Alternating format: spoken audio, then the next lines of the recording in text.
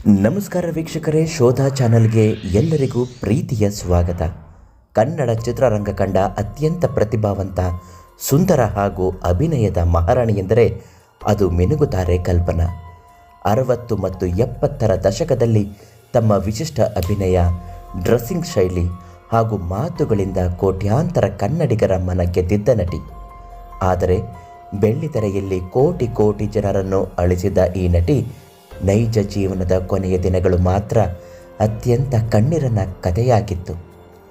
ಅವರು ಚಿತ್ರರಂಗದಿಂದ ದೂರವಾಗಿದ್ದು ಏಕೆ? ಆ ಬೆಳಗುವ ತಾರೆ ದಿಢೀರನ್ನೇ ಅಸ್ತಮಿಸಿದ್ದು ಹೇಗೆ? ಬನ್ನಿ, ಇಂದಿನ ವಿಡಿಯೋದಲ್ಲಿ ನಟಿ ಕಲ್ಪನಾ ಅವರ ದುರಂತ ಅಂತ್ಯದ ಕಥೆಯನ್ನು ತಿಳಿಯೋಣ. ಅದಕ್ಕೂ ಮೊದಲು ನೀವಿನ್ನೂ ನಮ್ಮ ಚಾನಲನ್ನು ಸಬ್ಸ್ಕ್ರೈಬ್ ಮಾಡಿಲ್ಲ ಅಂದರೆ ಮೊದಲು ಸಬ್ಸ್ಕ್ರೈಬ್ ಮಾಡಿ, ಬೆಲ್ ಐಕಾನ್ ಟಚ್ ಮಾಡಿ. 1967ರಲ್ಲಿ ತೆರೆಕಂಡ ಬಿ.ಆರ್. ಪಂತುಲು ಅವರ ಬೆಳ್ಳಿ ಮೋಡ ಚಿತ್ರದ ಮೂಲಕ ನಾಯಕಿಯಾಗಿ ಪಾದಾರ್ಪಣೆ ಮಾಡಿದ್ದ ಕಲ್ಪನಾ ಅಲ್ಪ ಅವಧಿಯಲ್ಲಿ ಅಗ್ರ ಸಾಲಿನ ನಟಿಯಾಗಿ ಬೆಳೆದರು. ಡಾಕ್ಟರ್ ರಾಜ್ಕುಮಾರ್, ಕಲ್ಯಾಣ್ ಕುಮಾರ್, ಉದಯ್ ಕುಮಾರ್ ಸೇರಿದಂತೆ ಅಂದಿನ ಸ್ಟಾರ್ ನಟರೊಂದಿಗೆ ಜೋಡಿಯಾಗಿ ನಟಿಸಿದರು. ಶರಪಂಜರ ಮತ್ತು ಗೆಜ್ಜೆ ಪೂಜೆ ಚಿತ್ರಗಳಲ್ಲಿನ ಅವರ ಅಭಿನಯ ಇಂದಿಗೂ ಸರ್ವಕಾಲಿಕ ಶ್ರೇಷ್ಠ ಅಭಿನಯವಾಗಿ ಉಳಿದಿದೆ. ಆದರೆ ಈ ಯಶಸ್ಸಿನ ಹಿಂದೆ ಅವರೊಬ್ಬಂಟಿ ಬದುಕಿನ ನೋವು ಇತ್ತು. ಯಶಸ್ಸಿನ ತುತ್ತ ತುದಿಯಲ್ಲಿ ಕಲ್ಪನಾ ಅವರ ಜೀವನದಲ್ಲಿ ಕೆಲವೊಂದು ತಪ್ಪು ನಿರ್ಧಾರಗಳು ಮತ್ತು ಭಿನ್ನಾಭಿಪ್ರಾಯಗಳು ಅವರ ವೃತ್ತಿ ಜೀವನಕ್ಕೆ ಕಂಟಕವಾದವು. ಸಿನಿಮಾಗಳ ಆಫರ್ ಕಡಿಮೆಯಾಗಿದ್ದು 70ರ ದಶಕದ ಉತ್ತರಾರ್ಧದಲ್ಲಿ. ಹೊಸ ನಟಿಯರ ಆಗಮನ ಮತ್ತು ಚಿತ್ರರಂಗದಲ್ಲಾದ ಬದಲಾವಣೆಗಳಿಂದ ಕಲ್ಪನಾ ಅವರಿಗೆ ಸಿಗುತ್ತಿದ್ದ ಅವಕಾಶಗಳು ಕಡಿಮೆಯಾದವು.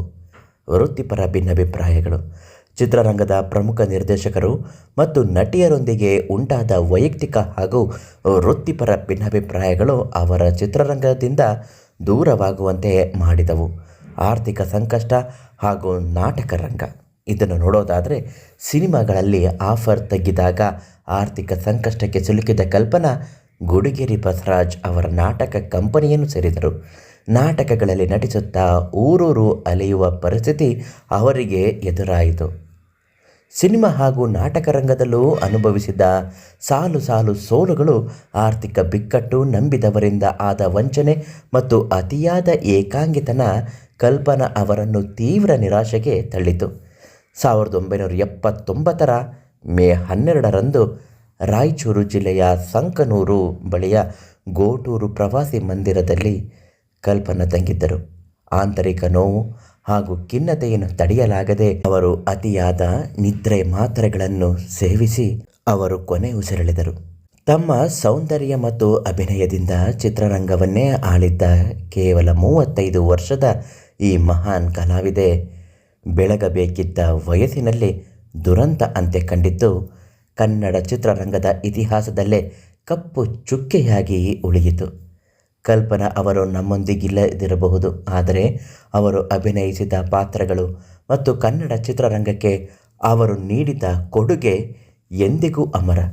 ಮಿನುಗುತಾರೆಯಾಗಿ ಅವರು ಎಣೆದಂತಹ ಕಲಾ ಪಯಣ ಎಂದಿಗೂ ಪ್ರೇಕ್ಷಕರ ಮನಸ್ಸಿನಲ್ಲಿಯೇ ಮಿನುಗುತಾರೆಯಾಗುತ್ತದೆ. ಕಲ್ಪನಾ ಅವರ ಬಗ್ಗೆ ನಿಮ್ಮ ನೆಚ್ಚಿನ ಸಿನಿಮಾ ಯಾವುದು ಎಂಬುದನ್ನು ಕಮೆಂಟ್ ಮಾಡಿ ನಮಗೆ ತಿಳಿಸಿ. ವಿಡಿಯೋ ನಿಮಗೆ ಇಷ್ಟವಾದರೆ ಒಂದು ಲೈಕ್ ಮಾಡಿ ಹಾಗೂ ನಮ್ಮ ಚಾನಲನ್ನು ಸಬ್ಸ್ಕ್ರೈಬ್ ಮಾಡಲು ಮರೆಯಬೇಡಿ. ಶೋಧ ಸದಾ ನಿಮ್ಮೊಂದಿಗೆ. ಧನ್ಯವಾದಗಳು.